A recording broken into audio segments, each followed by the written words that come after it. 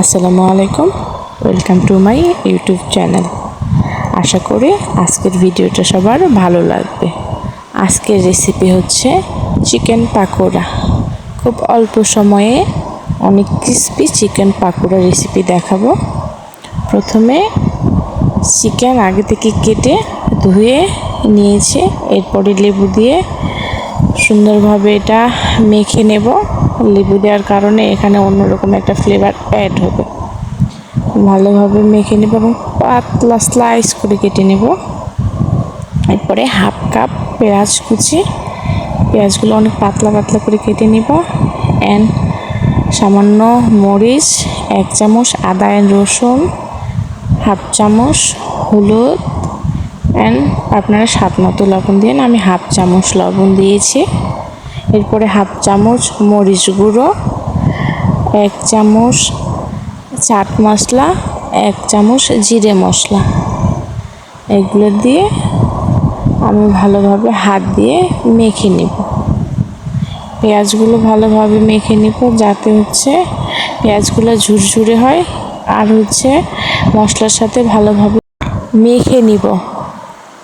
এরপরে অ্যাড করব 2 চামচ বেসন অ্যান্ড অ্যাড করব 2 চামচ আটা।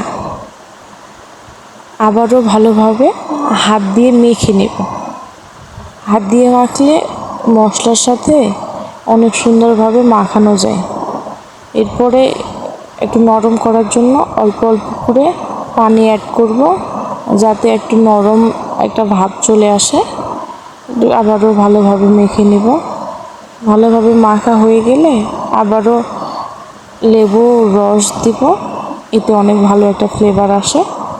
মেখে আপনারা 20 মিনিটের জন্য রেস্টে রেখে দিতে পারেন, না দিলেও হবে। আমি 5 মিনিটের জন্য রেখেছিলাম। তো কড়াইতে তেল গরম করতে দিয়েছি, সেখানে অল্প অল্প করে দিয়ে দিচ্ছি। লো আছে ভালোভাবে ভেজে নিচ্ছি। লো আছে ভাজবেন যাতে লেগে না যায়।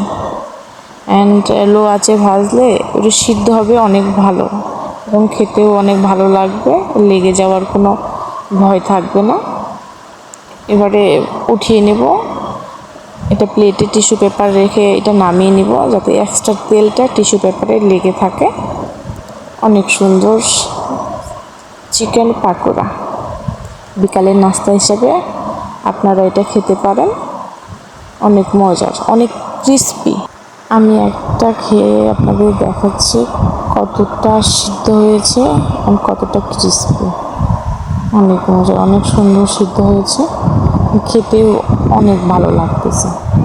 আপনারাও ঝটপট এই নাস্তাটি বানিয়ে নিতে পারেন। ভিডিওটি ভালো লাগলে সবাই আমার চ্যানেলটা সাবস্ক্রাইব করে দেবেন।